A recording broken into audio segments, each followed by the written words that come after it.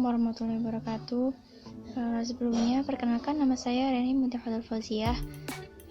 Saya di sini akan menjelaskan tentang analisis. Yang pertama yaitu pengertian analisis. Analisis adalah kegiatan berpikir untuk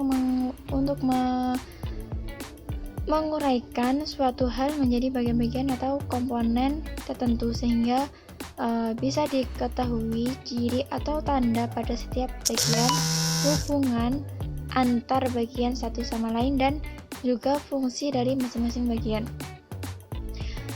Analisis juga bisa diartikan sebagai kegiatan berpikir untuk menguraikan suatu hal menjadi bagian-bagian atau komponen tertentu sehingga bisa diketahui ciri atau tanda pada setiap bagian, hubungan antar bagian satu sama lain, dan juga fungsi dan masing-masing bagian. Yang selanjutnya itu macam-macam analisis. Terdapat beberapa macam analisis. Yang pertama yaitu analisis logika, di mana analisis ini mendasarkan pada suatu prinsip tertentu, juga berdasarkan pada logika dan juga pembelahan yang jelas antar satu dengan yang lain. Analisis logika ini juga dibagi menjadi dua bagian. Yang pertama yaitu analisis universal, yang kedua analisis dikotomi. Selanjutnya yaitu analisis realis, di mana analisis yang dalam melakukan proses analisis akan menggunakan urutan benda, yakni sebagai dasar pemikiran. Urutan benda tersebut didasarkan pada satuan atau juga sifat dasar dari benda itu sendiri. Analisis realis juga dibagi menjadi dua macam, yaitu analisis aksidental dan analisis esensial. Yang ketiga yaitu analisis deskriptif, di mana analisis deskriptif ini penelitian yang berusaha untuk mendeskripsikan suatu gejala, peristiwa, atau kegiatan yang terjadi pada saat sekarang. Yang keempat yaitu analisis korelasi, di mana salah satu teknik statistik yang digunakan untuk menganalisis hubungan antar dua variabel, bahkan lebih, dan bersifat kuantitatif. Yang kelima yaitu analisis kualitatif. Analisis kualitatif di sini adalah penelitian tentang riset yang bersifat deskriptif dan cenderung menggunakan analisis. Proses dan makna perspektif subjek lebih ditonjolkan dalam penelitian kualitatif ini. Yang keenam yaitu analisis kuantitatif. Analisis kuantitatif adalah penelitian ilmiah yang sistematis terhadap bagian-bagian dan fenomena dan hubungannya. Yang ketujuh yaitu analisis wacana. Analisis wacana di sini yaitu analisis yang lebih bersifat kualitatif dan dapat menjadi salah satu alternatif untuk melengkapi dan menutupi kelemahan dari analisis yang isi kuantitatifnya yang selama ini banyak digunakan oleh para peneliti.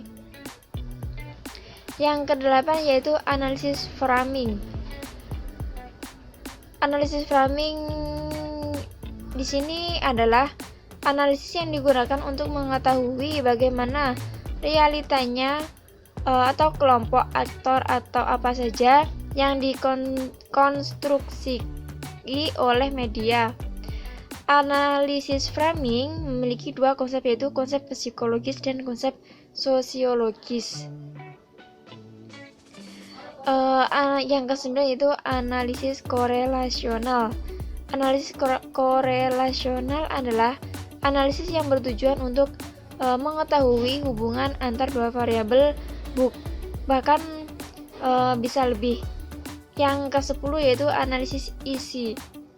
Analisis isi di sini itu berhubungan dengan komunikasi atau isi komunikasi.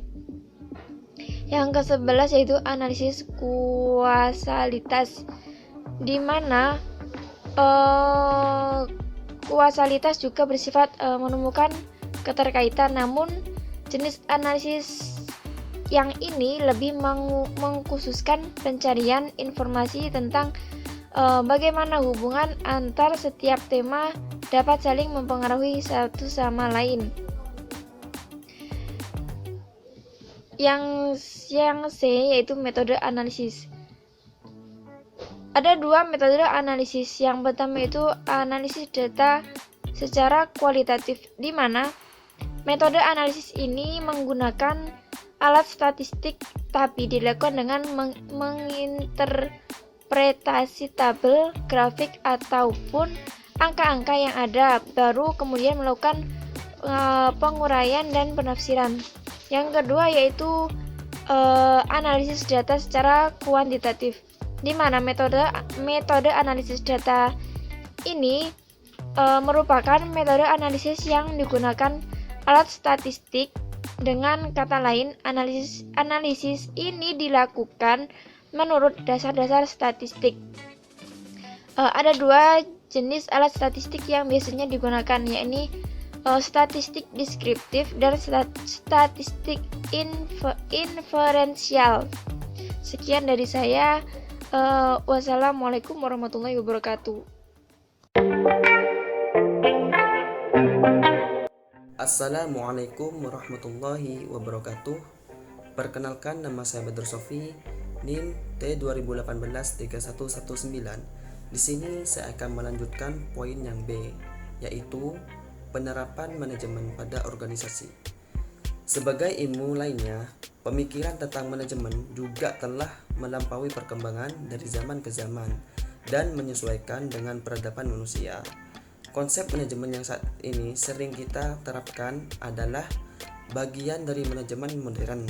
Namun, apa sebenarnya manajemen modern itu? Apa manfaatnya untuk sebuah organisasi dan bagaimana implementasi terbaiknya dalam kehidupan berorganisasi? Langsung saja. Sebelumnya perlu dimengerti arti dari kata manajemen menurut perspektif Islam. Definisi manajemen dalam terminologi Islam menurut Yunus tahun 1973 dimaknai dari istilah bahasa Arab kata yudabbiru, diartikan mengarahkan, mengelola, melaksanakan, menjalankan, mengatur atau mengurusi. Asal katanya adalah dari dabbara yang artinya mengaturkan, dan mudabbir artinya orang yang pandai mengatur atau pengatur, dan mudabbar yang diatur. Ramayulis juga menyatakan bahwa yang sama dengan hakikat manajemen adalah at-tabir yang artinya pengaturan. Kata ini merupakan derivasi dari kata dabbarah yang artinya mengatur, yang banyak terdapat dalam Al-Quran seperti firman Allah Subhanahu wa taala, Quran surat As-Sajdah ayat 5. Bismillahirrahmanirrahim. Yudabbirul amra minas sama'i ilal ardi thumma ya'ruju ilaihi fi yawmin kana miqdaruhu alfasanatin mimma ta'uddun. Artinya, dia mengatur urusan dari langit ke bumi, kemudian urusan itu naik kepadanya dalam satu hari yang kadarnya adalah 1000 tahun menurut perhitungan. Manajemen sejalan dengan pandangan Islam bahwa manajemen dalam arti mengatur sesuatu agar dilakukan dengan baik, tepat dan terarah merupakan sesuatu yang disyariatkan ajaran Islam. Dalam pandangan syariah menurut Kerabat dan Yusanto, manajemen dapat dipandang dari dua sisi, yaitu manajemen sebagai ilmu dan manajemen sebagai aktivitas. Nah, sebagai ilmu, manajemen dipandang sebagai salah satu dari ilmu umum yang lahir berdasarkan fakta empiris yang tidak berkaitan dengan nilai, peradaban, atau hadaroh manapun. Namun sebagai aktivitas, maka manajemen dipandang sebagai sebuah amal yang akan dimintai pertanggungjawaban di hadapan Allah Subhanahu wa taala. Lalu bagaimanakah implementasinya di kehidupan berorganisasi? Nah, pada aplikasi manajemen yang diterapkan pada tiap perusahaan dan organisasi berbeda-beda.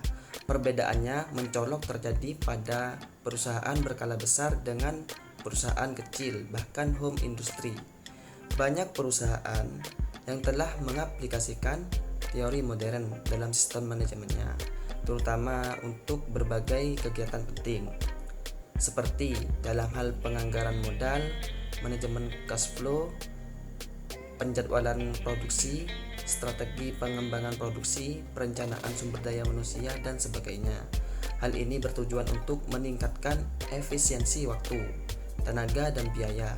Meskipun secara mendasar, aspek sosial dan kemanusiaan dari sisi pekerja masih belum bisa terselesaikan secara sempurna. Nah, penggunaan teori manajemen modern ini dinilai lebih fleksibel karena mampu menyesuaikan dengan perkembangan zaman juga, tidak menutup kemungkinan berjalan berkesinambungan dengan teori atau konsep manajemen demi memaksimalkan potensi sumber daya organisasi atau perusahaan. Cukup sekian dari saya, kurang lebihnya mohon maaf. Assalamualaikum warahmatullahi wabarakatuh.